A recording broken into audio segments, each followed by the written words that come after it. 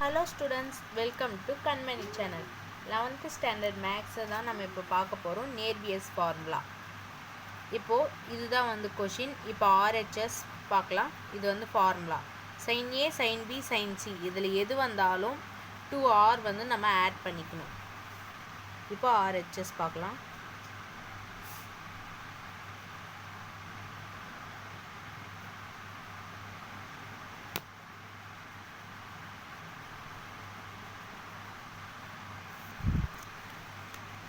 இப்போ RHS எடுத்து எழுதிட்டோம்.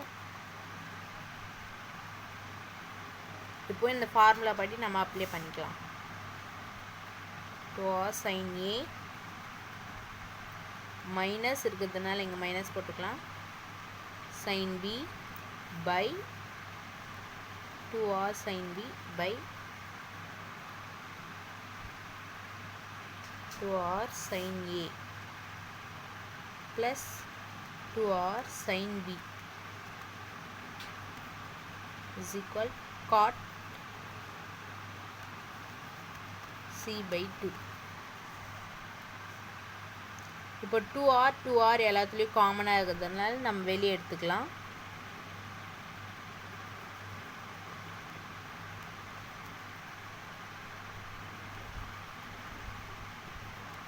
sin A minus sin B.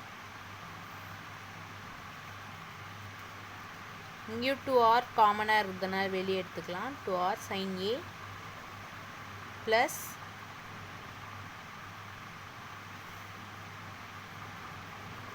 sin B cot C by 2. 2R ரெண்டுத்துலேயும் by இருக்கிறதுனால cancel ஆகிடும். இப்போ 2 cos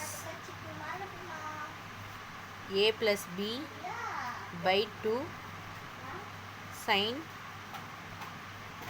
A plus B by 2.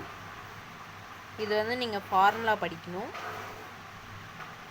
2 sin A plus B by 2 cos A minus B by 2. இங்கேயும் minus தான் வரும்.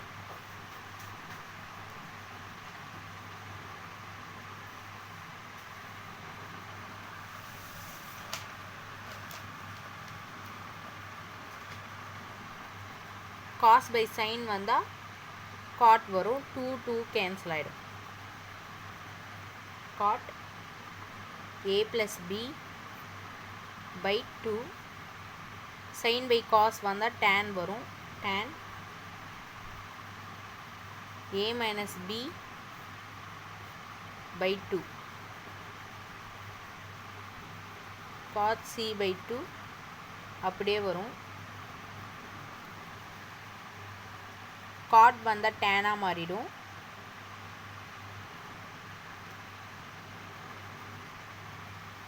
tan வந்தால் C by 2 வந்து இந்த side கொண்டு வந்துடலாம். tan இதிலிருந்து இது வரைக்கும் அப்படியே எழுதிக்கோங்க. A minus B by 2 cot C by 2. இப்போ இதை எடுத்து அப்படியே எழுதிக்கலாம். C by 2 tan A minus B by 2 cot வந்தால் 1 by cot வரும். cot C by 2 sorry tan T by 2 வரும். tan C by 2 இருக்கிறதுனால கேன்சல் ஆகிடும். Reminder tan A minus B by 2. That is answer. LHS is equal to RHS. very important sum.